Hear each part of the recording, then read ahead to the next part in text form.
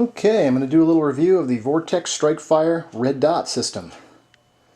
It's pretty much an aim point type of sight, but at a much lower price point. I'm going to put it on a 22 caliber rifle, my M15 22. It's a Smith & Wesson M&P for training purposes. This is what the box looks like. I'm sure you've probably read some reviews online if you're interested in this. There's what the box looks like.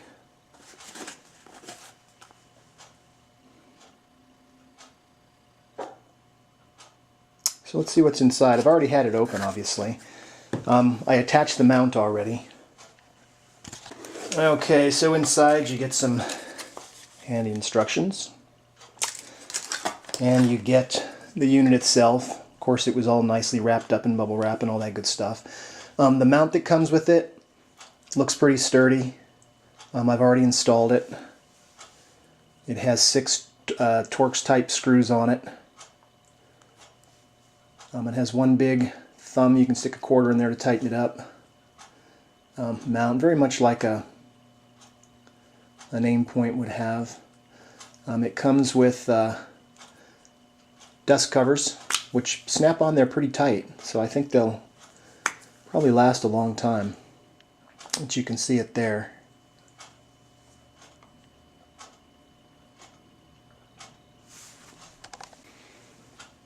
Okay. This area here is the battery compartment, and that's one of the downsides, at least is cost, and it comes with a battery, of course, is that it uses one of these little guys. So that's going to be a more pricey replacement when it comes time, and harder to find. But it's all aluminum machined. The cap, as you can see, has an O-ring on it to keep water and moisture out. I don't know how deep or how much water pressure it can take, because I haven't really read the instructions too much. I mean, who wants to read those anyway? But I'm not going to be using this on a, combat rifle, so it's just going to be for plinking, so I think it's never going to get soaked underwater anyway, unless I drop it in a creek or something. It's got windage and elevation adjustments.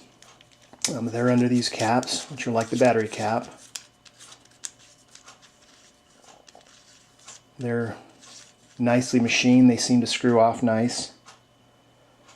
You can see the adjustment screw there.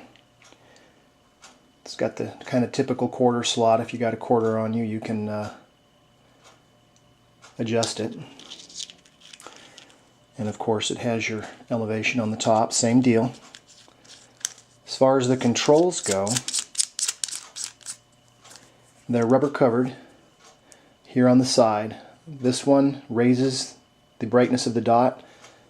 This one lowers the brightness of the dot.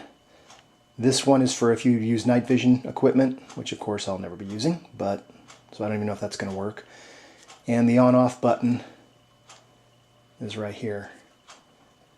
And it's pretty simple. You just push it on and then turn it off. You have to hold it down for 5 seconds, which is good. So if you bump it, when you're in the field, it's not going to just go pink and be off when you need it.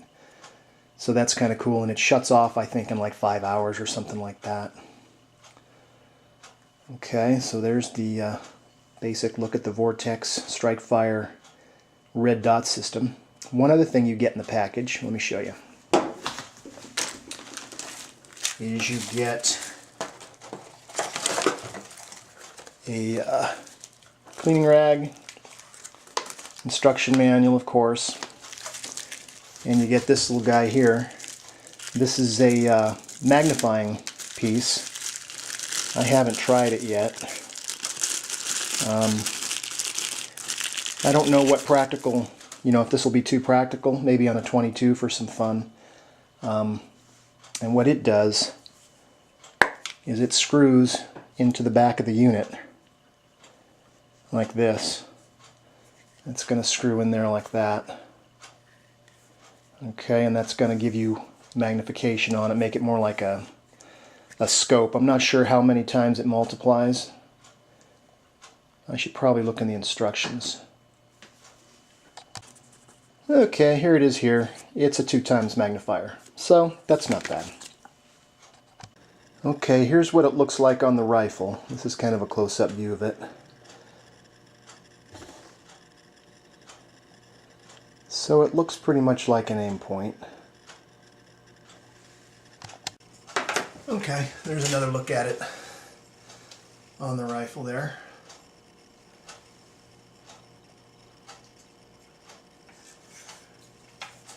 Should be pretty cool. Like I said, I haven't shot it yet. But for a 22, I think it'll be pretty nice.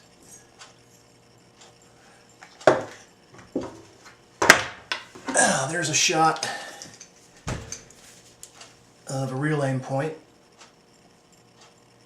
on a real 5.56 rifle.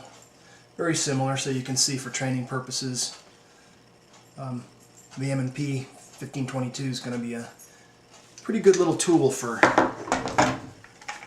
fun and practice without the expense of .223, if I could ever find 22 caliber ammunition anyway.